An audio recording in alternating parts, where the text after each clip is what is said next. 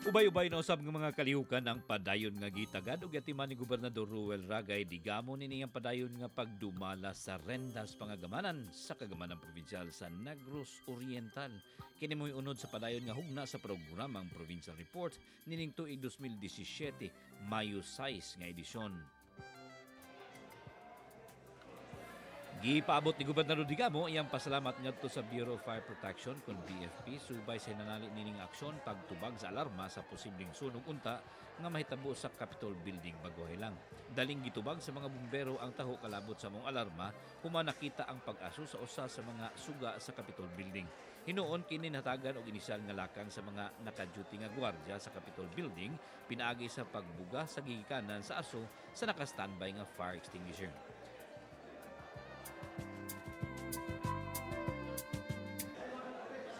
Aron makasiguro dali kini nga gitaho ngadto sa buhatan sa bumbero aron masuta gayud kung unsa ang hinungdan sa maong alarma. Sumay niini nakadaig kay sa Gobernador Digamo sa nanali nga aksyon sa maong ahensya, ilabi na kini nakahatag og kakuyaw sa mga kawani sa kagamanan probinsyal.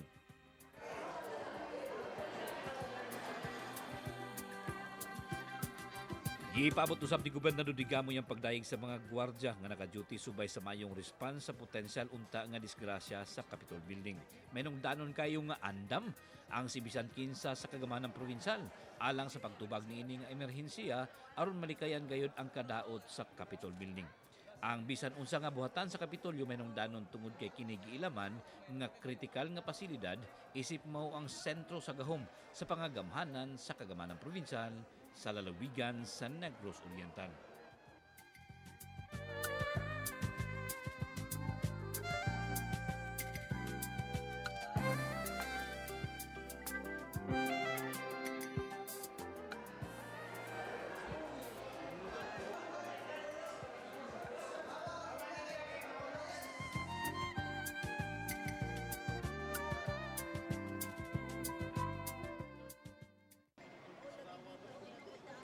Mutabang sa kasamtangan nga hilisgutan kalabot sa hulga sa posibleng presensya sa mga sakop sa grupong Abu Sayyaf dinhi sa lalawigan. Usa ka espesyal nga panawagan ni Gobernador Digamo ngadto sa mga sakop sa barangay health workers kun BHWs gikan sa lungsod sa Pamplona. Kini gipaabot ni Gobernador Digamo atol sa pagpangapurpod sa honorarium sa mga barangay health workers alang sa tuig 2016. Kinahanglan mato ni Gobernador Digamo aktibo sila nga motabang niining hilisgutan tungod kay sila man ang anaa matag adlaw sa mga kabaranggayan ug mo'y nakaila sa mga tawo sa matag komunidad.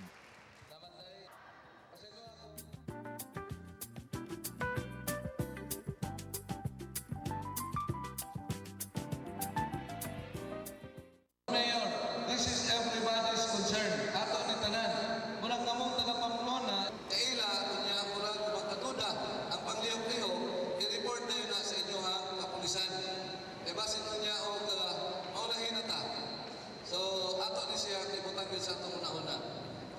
Tatas bukid, tatas babaw, ang Abu Sayyaf kalagmitan po sulod sa dagat man, pero concern niya po sa bukid, ibasin na niya ang mga Muslim na ito, ang mga igsoon niya na nagkadol po o mga Abu Sayyaf din sa ito ang lungsod sa Pamplona. So kamo mismo, atong ipadayag nato sa atong mga katawhan sa barangayan na atong natawo ng atong mga silingan o wa sila yung iamuma ng mga Abu Sayyaf. Kung naat, sugili ko ninyo, sugili ang kapulisan because I will not hesitate. Dili ko magduha-duha, magpadakop anang tawana kay kana maghatag na o kadaot sa ato ang probinsya.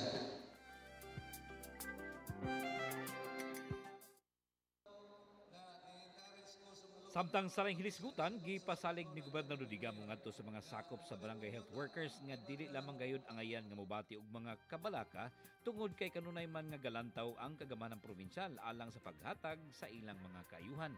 Kini sa kanunay matod sa pamuno lalawigan, mao man og isip tugbang sa kadako sa ilang nahimo nga abag alang sa mga programa sa nagkinang level sa kagamanan, ilabi na gayud sa kagamanan probinsyal. Sama sa una nang gipasabot ni Gobernador Digamo nga epektibo na unta alang sa tuig 2016 ang increase nga tag-usa ka gatos pesos matag bulan alang sa ilang madawat nga honorarium alang sa mga barangay health workers.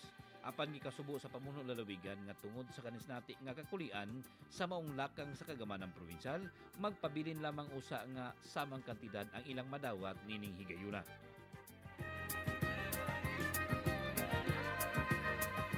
Apan gipasalig ni Gobernador Digamo ang kagamanang probinsyal nga madawat na sa mga BHWs ang increase sa ilang honorarium alang sa tuig 2017. Subay niini, nagpadayon ng kusganon nga pag-ila sa kagamanang probinsyal ug sa lokal nga kagamanan sa lungsod sa Pamplona sa kadako sa mga kaakuhan, obligasyon ug labaw sa tanan sa nahimong abag sa mga barangay health workers sa mga nagkadaang programa sa kagamanang probinsyal ug sa lokal nga kagamanan sa lungsod sa Pamplona.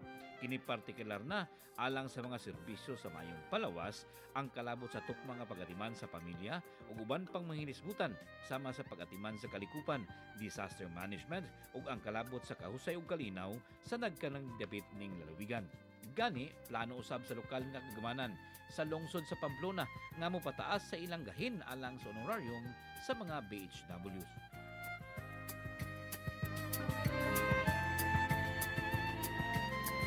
Subay niini, subling gihangyo ni Gobernador Digamo ang mga BHWs nga padayunon ang mga gihimong paningkamot aron pagdala gayud sa mga nagkanyang serbisyo sa nagkanyang level sa kagamanan, paduol gayud sa mga katawhan, ilabi na gayud sa kabukiran. Kini tungod kay naglantaw man usab ang kagamanang probinsyal sa ilang mga gihimong sakripisyo ug kini mo hinungdan nga padayon kini nga mangita og mga pamaagi aron matugbangan ang ilang mga gihimong kaayuhan. Subay nini, padayon nga giawhag ni Gobernador Digamo ang mga sakop sa BHW nga ipadayon lang gayud ang ilang gihimong paningkamot bisan pa sa kagamay sa honorarium nga ilang madawat matag tuig. Kini tungod kay ubay-ubay naman ang kalampusan nga naani sa kagamanang probinsyal tungod sa ilang gihimong abag pagdala sa mga programa paduol sa mga katawhan. Kini mato ni Gobernador Digamo, ilabi na gayud alang sa serbisyo sa mayong palawas nga mo'y nag-una sa mga prioridad siyang mga gamanan. Kini nga mga paningkamot ang matod sa pamuno lalawigan ang namunga na og daghan nga mga kaayuhan nga mo'y natagamtaman sa mga katawhan sa kasamtangan.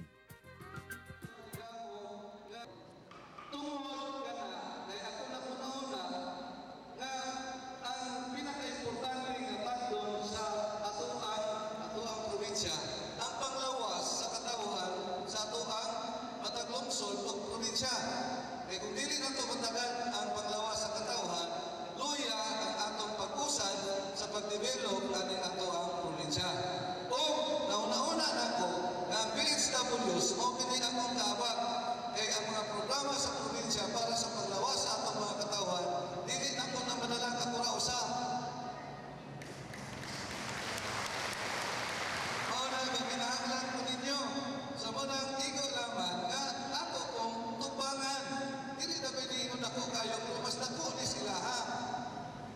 Kaya nga akong number 1 program, o man ang panglawas sa katawhan under health means health, education, livelihood, and other programs and projects.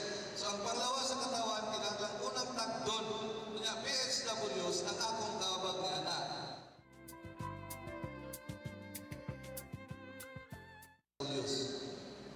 So, kung sa initabo karon ang ato ang malnutrition rate, we-drop nato sa atong miyaging tuig pa niya 6.4% na naman. Sa ato pa, dako ang tabang sa mga BHWs, dili ko noon kamura. Kaya na pa may BPDO, BHWs, mga nutrition scholars. Pero at least, you are party mo sa kalambuan o kadaugan nga nag-upload sa probinsya na ang atong malnutrition rate ni mapa ato sa 6.4% naman. Target na ko nga mas maubos pa ni. Unang tabangin ko ninyo.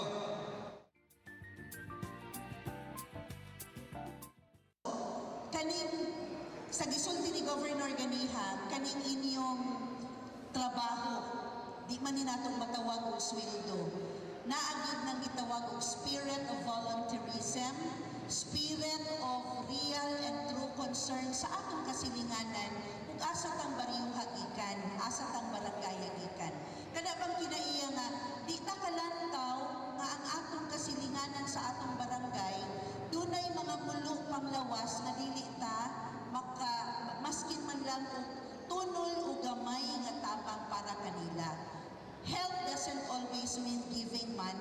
no, dili maningon ana. Kanang atong presensya sa atong silingan, dahil na kung sa mga, dahil di ay tambal, dahil atong bipihan, dahil atong timbako ng bata, malnourished man atong pangitaag paagi, kanang inyong trabaho na sayod ko, nga dili yun na siya sayon. Naagid ng tinuod nga pagmahal, concern sa atong kasilinganan, nga layhan ka nga magmaayo ang ilang panglawas.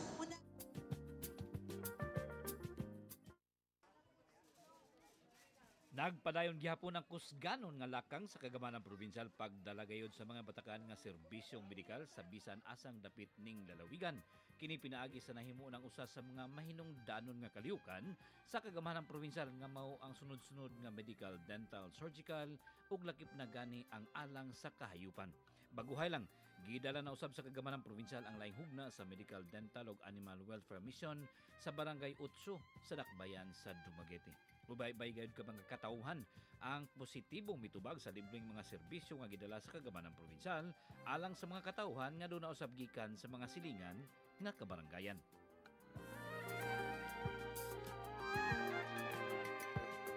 Kalakip gyapon sa mga serbisyo nga gidala sa kagamanan probinsyal ang gilangkuban sa pagpanaod og areyos, pagpanghatag og ansyuhos, tuli, ibot og tango, masahe, alot, minor operation, libreng check-up, tambal ug uban pa.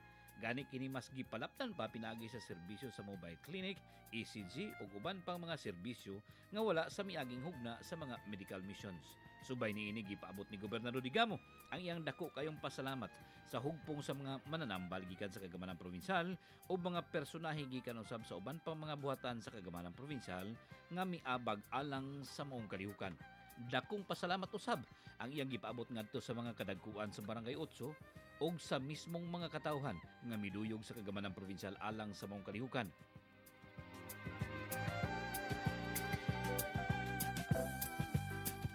Kining tanan ang mato ni Gobernador Digamo kalakip sa mga menungdanon nga unod sa iyang giduso nga sa probinsya magdigamo ta.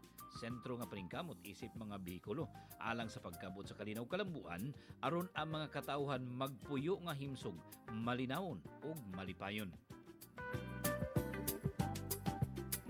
Pero dahil salamat, Barangay 8, salamat.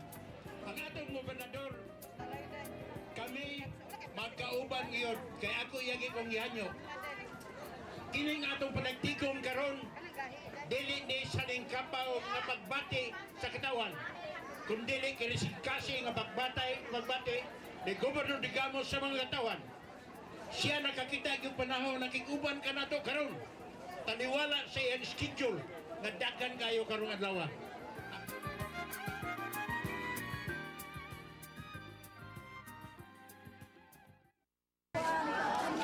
Niya na punta, atong ipahimutang ang medical mission. Kaya mo na nakita ni Governor Digamo, nagikinahanglan sa katawhan. Labi na gyud ang mga katawhan kabos sa ato ang probinsya. Kaya ako ning nasinati sa among paglibot-libot sa tibok probinsya. Ang Magdigamo team na nagkundak og medical mission kanunay lagi hinangop sa ato ang mga katawhan. Una nga nahipatik na ni sa Kagamanang Provincial as one of the programs of government dinhi sa ato ang lalawigan sa Negros Oriental. Sa gikayon na nako ni June, hopefully magkapot na to ang 5 ka medical missions per month. Kaya akong gusto nga ato yung matagad ang mga panginahanglanon nga panglawas sa ato ang mga katawhan. So si dinhi sa Barangay 8, magsulod na ko ganiya, gatuo ko o ang medical mission hinangpon ra sa bukid. Daghan mo po di ay din sa syudad. So June, dili lamang sa Barangay 8 ang atong serbihan. Kung dili mo serbi po ta sa ubang mga barangay dinhi sa Dumaguete. Atong serbihan ang gitawag og urban poor. Kay mao kini nagkinahanglan pod og serbisyo medikal sa Magdigamo team. So mga kaigsunan, sa akong mga pinalagang katawan sa Barangay 8, usa-usab kini sa pagtamod nako sa inyong pagsuporta nako kanunay. Salamaton ko nga ang Barangay 8 kanunay nga naghatag og dakong suporta nako. Dili lamang sa politika, kundi sa panggobyerno ni Governor Digamo. Kaya wala ko nakadungog nga ang taga Barangay 8 nagsinamok sa ato ang pagserbisyo o sa atong pagdumala sa ato ang probinsya. So daghang kayong salamat kaninyo. Magkanunay atong panagdugtong.